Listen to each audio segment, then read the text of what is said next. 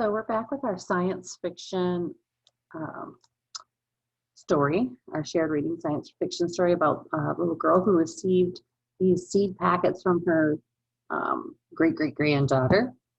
Her name was Sasha, the girl who got the mail. And one of the skills we learned in the last video was to read the question before we go back and reread the story or the passage or the text and use that information to answer the questions. And I know you've heard the story twice now. By now you should have. And you've listened to it twice and maybe you've practiced reading it yourself. But again, it's super important that you do some rereading, okay? So before we read, let's set the purpose for our reading. And I'm going to read the question, which says, why does Sasha send the seeds to her great-grandmother in, let me read this. Why does Sasha send the seeds to her great-grandmother, the girl in the story?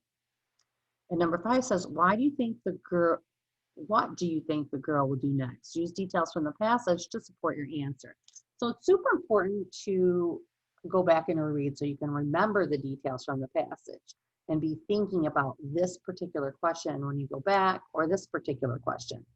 So what do we think the girl might do next? What do you think she would do after she's received these seed packages from her future great-great-granddaughter? Let's kind of go back and see. So I'm going to reread this to you. You follow along as I read. It says, the future in my mailbox. At first, I just stared at the package, unsure what to do. The date said August 1st, 2107. Clearly, that was a mistake. It was only 2017. Then, there was the sender's name, your great-granddaughter, Sasha. This had to be a joke, but the box was so odd. It was very thin plastic. It felt ice cold, even on this hot day. And the numbers and the date glowed blue. Okay, I muttered, maybe it's real. I started to open it, but then I stopped. Did I want to see the future? What if it was scary? Maybe I was better off not knowing. Then I thought about the past. What if doctors 100 years ago had known what they know now? They could have saved more lives. I took a deep breath. Then I ripped open the box. Inside was a letter, a photo, and a pack of seeds. When I saw the photo, I knew this was real. The girl in it, Sasha, just looked just like me. I started to read fast. These seeds are unlike any seeds you have seen. Each one can grow a tree in a week. That's a fast-growing tree, right? These trees clean the air in the future. The pollution on Earth in your time is bad, but it will get much worse. For years, people could not be outside. They had to get oxygen from machines. Many people became sick. Then scientists made these seeds. The trees saved our lives. Now we have past mail. I'm sending you the seeds so that hopefully more lives can be saved. Take them to the country's top scientists.